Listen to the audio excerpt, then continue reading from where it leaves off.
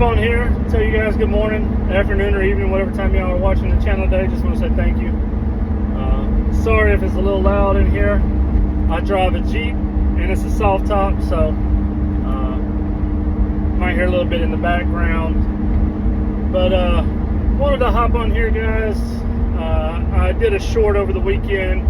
I'd finally broke down and picked up one of the little $10 bug out killer, if you will, from Walmart, and just wanted to go over it a little bit more. As you can tell, it is no longer orange.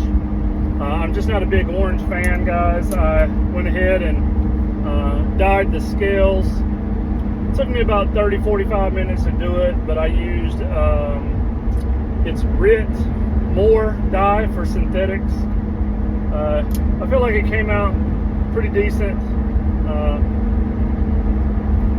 This is more my speed compared to that bright orange, but I was going to do a little bit of review on it. Again, you know, it's $10, 7.5 inch knife. The blade is D2 steel. It has a nice drop point blade.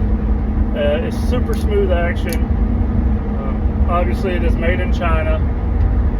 The scales on it are definitely, you know, plastic construction. But from what I've heard in different forums, you know, when they first started putting these out, I guess they were a little bit different. The scales were a little bit more smooth. There wasn't an ambidextrous pocket clip, so you couldn't change it. So this style has been updated to where you can put the pocket clip on either side. I did take the knife apart completely whenever I did the scales. It can be a little bit tricky putting it back together if you guys do get one and decide to take it apart to dip the scales. Getting the bearings back in there and the springs and everything. Every time I get something in, something wanted to fall out. So it took me a few minutes to get it back together. But I believe it turned out nice. And guys, you know, I was one of the biggest skeptics. You know, I felt like this knife was, you know, overplayed, you know, got a lot of hype for nothing. But I'll go ahead and tell you, and you guys might not agree, you know, but just don't cancel me or crucify me, you know. I used to buy and own Benchmade. I prefer some of the older Benchmades. I started buying them back in the 90s, and the last one I bought was in 2004. I'm a fan of the old Benchmade products. I feel like they were made a lot better. I felt like, you know, they felt, you know, better in the hand. They felt like they were better quality, and they just appeared to be better quality. The last one that I bought was Benchmade Snowdy Edition resistor with an Osborne blade. It's a discontinued model, but I bought it back in 2004 when I was in the Army. Phenomenal knife. Older Benchmade products, I think, are great products. I do not currently own any modern Benchmades, nor do I see myself in the future buying any. If I was gifted one, yes, I would probably carry it, but there's other places I would rather spend $150 or $200 on. As you guys know, I'm a Spyderco fan. Some people are not. You know, some people don't like the blades, some people don't like the handles, whatever the case may be. I prefer Spyderco over Benchmade because I feel like whether I buy a Chinese, a Japanese, a Taiwan, or an American version, I'm going to get the same quality regardless. With that being said, I would rather buy 10 or 15 of these than one bug out. My reasoning for it is, yeah, the steel isn't as good as what comes on the bug out, whether it's 154 cm or, you know, S90V or S30V or whatever. Yeah, obviously it's a premium steel. It's going to have better edge retention, sharpen easier, and things like that. But with D2 tool steel, I feel like you can't go wrong for a $10 knife. I'm not going to be upset if I accidentally lay this down and forget it somewhere. I'm not going to be crushed or heartbroken that I dropped it and ran it over with my Jeep. You know, I'm not going to be upset. You know, and again, for the price, I could buy 10 or 12, 15 of these for one Benchmade. Now, as a great work knife, I haven't really beat it up yet, which I bought a second one of these that I plan on beating the crap out of. It is orange, so I will do a later review of testing it, see how well it'll hold up from, batoning it into wood, normal day-to-day stuff, cutting boxes and things like that. But just since I bought this and been carrying it around, I really like it, guys. It feels good in the hand. I know it's not as squishy as the bugout is. That's one thing I didn't like about the bugout is you can literally take it and squeeze it and it'll basically bend in the center. And I know that has to do with their liners only being partial.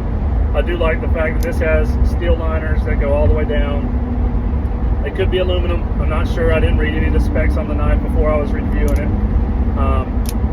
But I don't mind it being a little bit heavier than the bugout because it feels sturdier in the hand. It feels better made in the hand. And that speaks a lot to me for a $10 knife that I feel more comfortable using than a $150 knife or more. So, the hype, I give it all the credit that it was given. It is a great little knife for 10 bucks. Definitely worth picking up to throw in your toolbox or a tackle box or just in your vehicle as an extra knife. The action on it is super smooth. It's very user friendly whether you're right-handed, left-handed. It's got great action. But I can't say enough good things about this knife so far. I definitely haven't put it through stress tests. I haven't, used it to pry on things or anything major yet. I maybe have opened a couple letters or something with it. But I do plan on doing a review of it in the future. I usually don't buy cheaper knives. I really don't. And if I buy, modern Chinese knives, it is usually Spyderco or Civivi or some of the more well-known names, Kubi or Kaiser, things like that. But just off the bat, guys, I am impressed with this knife. I will give it the credit that it has, obviously accumulated from all the people that have bought it and have invested in them. I will probably buy a couple more just to have as extra little knives here and there. But yeah, I like it. It's not for everybody. I know some people will say, they're not going to waste their money on that knife even though it's $10, and that's your prerogative. Everybody has their own opinions of things. Everybody has their own tastes. I like to give everything a shot. If I like it, I like it. If I don't, I don't. There's cheap knives I like. There's expensive knives I like. And there's cheap knives and expensive knives that I don't like. But I always try to, be unbiased to something when I try it. And I give you my honest opinion of it. I do have a couple knives that I've gotten in that I plan on doing reviews on. I have never ever bought any Chinese-made traditional knives. It's just a preference. I don't like the way a lot of them look. I feel like some of them are real flashy. So incoming call. Press reconnect phone button to answer. Sorry about that. Call rejected. I'm driving right now 2 hours. I go every couple weeks to cut my mother-in-law's property a couple hours from us in Alabama. So I figured while I was traveling I would do this video. So sometimes my Jeep wants to pick up phone calls even though I don't want it to, but anyway, but I was recently on Whatnot and I picked up a Rough Rider, and it's mainly because my 4-year-old liked the knife, and I try to encourage my 4-year-old son as well as my almost 14-year-old daughter, who both love knives. I encourage them to like what they like, not to like certain knives or brands or whatever because somebody else does. I want them to have their own opinion. I want them to form their own opinions, and I want them to genuinely enjoy knife collecting as much as I do. So I want them to feel like, whether it's a Chinese knife or whatever, that's what they like, that's what they're into, that they enjoy collecting them. So I was on Whatnot, and my son saw this Rough Rider. It is the Zombie Nick edition, and it's a cool little knife. It's a trapper that I picked up. It's lime green and, you know, black blades and things like that, and I plan on doing a review on it later. But I just wanted to hop on here, guys, and, you know, express, you know, about this knife. You know, for $10, you know, you can't go wrong with it. Give it a chance. I hope all of you guys have had a blessed weekend. I've seen a lot of you went over to Mr. Dwayne's Knife and Trade Day over in Danville, Kentucky. Wish I could have been there. You know, I'm happy that everybody made it back safely. I'm glad you all had a blessed weekend to fellowship with one another, and hopefully I'll have the chance to meet a lot of you guys in November in Ellaville. But again, guys, you know, collect what you like. I mean, it doesn't matter what other people like or don't like. I mean, at the end of the day, it's your collection. If you want to spend $10 on a knife, spend $10 on a knife. If you want to spend $1,000 on a knife, spend $1,000 on a knife. I'm not going to always agree with a certain knife that, you know, whoever buys. You know, I might not like that brand, or I might not, you know, like the price of that knife, or I might not like the style of the knife, but it's not my knife. And if I don't like it, I don't have to buy it. So guys, just always, you know, do what you like. Enjoy what you like collecting, and collect that, you know, regardless of what anybody else says or does. I mean, in the knife community, there's going to be so many opinions on different knives and things like that. You know, some things that I don't particularly like, you know, there's quite a few people that do like them. You know, like I said, I'm not big on traditional style Chinese knives, but there are a lot of collectors out there that do collect them. You know, one of the big companies being Rosecraft. Brian over at Bubba's EDC. I mean, he's a big fan of Rosecraft. I cannot really give you any input on them because I don't own any Rosecraft. I've been told multiple times that I should get one, you know, and I have been thinking about it lately, you know, at least to, you know, give my own perspective on it, you know, and do a review on it. So there are a lot of knives out there that I don't have a lot of knowledge on, and hopefully in the future I will increase in that department. So I can only speak on what I know, and the few knives that I've seen that are Chinese made traditionals that I've won in giveaways or whatever, I'm not super keen on. You know, I don't sell them. Most of the time I give them away. I feel like they're just real flashy and cheaply made. But that's just my opinion on the ones that I have gotten. Most of them are lower end knives, whether they're like Frost Cutlery or something like that. Most of them are selling, you know, for $10 on Whatnot. So I do plan on in the future looking into some of the better made traditional knives like Rosecraft. I would like to see if the hype is, you know, everything I've been told it is. So I have been looking at a few of them on different websites to possibly pick up to do a review on.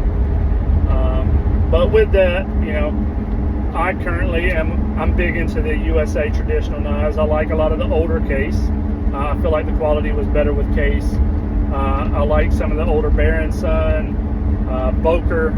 I'm a huge K-Bar fan. K-Bar is probably one of my favorite American companies. As y'all seen in prior videos, I'm currently putting together a collection of some of the K-Bar folders from the 60s to 80s. But I mean, I'm a big fan of vintage USA. I like vintage German, some of the vintage Japanese.